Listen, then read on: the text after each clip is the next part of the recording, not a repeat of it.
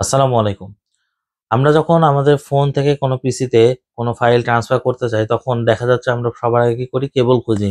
কেবল না থাকলে আমরা কি করি? পিসি এবং ফোনে কিছু অ্যাপ ইনস্টল করে থাকি। যেমন ধরেন শেয়ার ইট এগুলোর মাধ্যমে আমরা ট্রান্সফার করে থাকি ফাইল। আজকে আমি আপনাদের দেখাবো যে কিভাবে আপনি কেবল অথবা যেকোনো থার্ড পার্টি অ্যাপ ব্যতীত আপনার ফোন থেকে কম্পিউটারে ট্রান্সফার করবেন যেকোনো ধরনের ফাইল। তো চলুন দেখে আসি।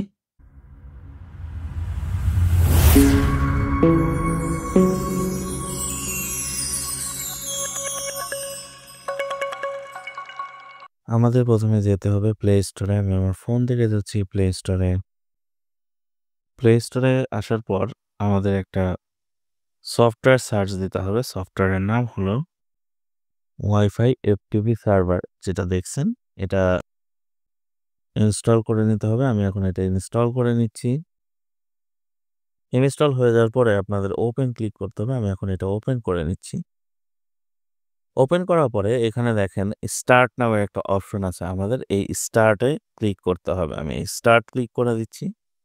ক্লিক করার পরে পারমিশন চাচ্ছে, আমি এটা অ্যালাউ করে দিলাম। অ্যালাউ করার পরে আবার অ্যালাউ করে দিলাম নোটিফিকেশনেরটা।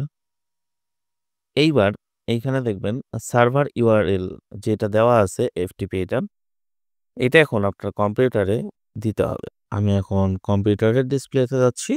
এটা হলো আমাদের কম্পিউটারের ডিসপ্লে। আমি কম্পিউটারে যাচ্ছি। যাওয়ার পরে আপনাদের এইখানে লিঙ্কটা লিখতে হবে। দেওয়ার পরে এন্টার দিয়ে দিচ্ছি। এটা চলে আসলো আমার ফোনের সবকিছু অ্যাক্সেস। আপনি এখান থেকে আমার ফোনের প্রত্যেকটা ফাইল দেখতে পারবেন। এখানে আপনি কিন্তু ফাইলগুলো দেখতে পাচ্ছেন তা না। আপনি ইচ্ছা করলে আপনার কম্পিউটার থেকে ফোনে ফাইল ট্রান্সফার মানে কপিও করতে পারবেন। আবার ফোন থেকে কম্পিউটারে ফাইল নিতে পারবেন। এটা আমি একটা প্রবলেমের জন্য দেখাইতে পারি নাই বলে আন্তরিকভাবে দুঃখিত। আশা করি ভিডিওটা আপনাদের ভালো লেগেছে এবং এই ধরনের ইউনিক ভিডিও পেতে আমাদের সঙ্গেই থাকবেন। আসসালামু আলাইকুম।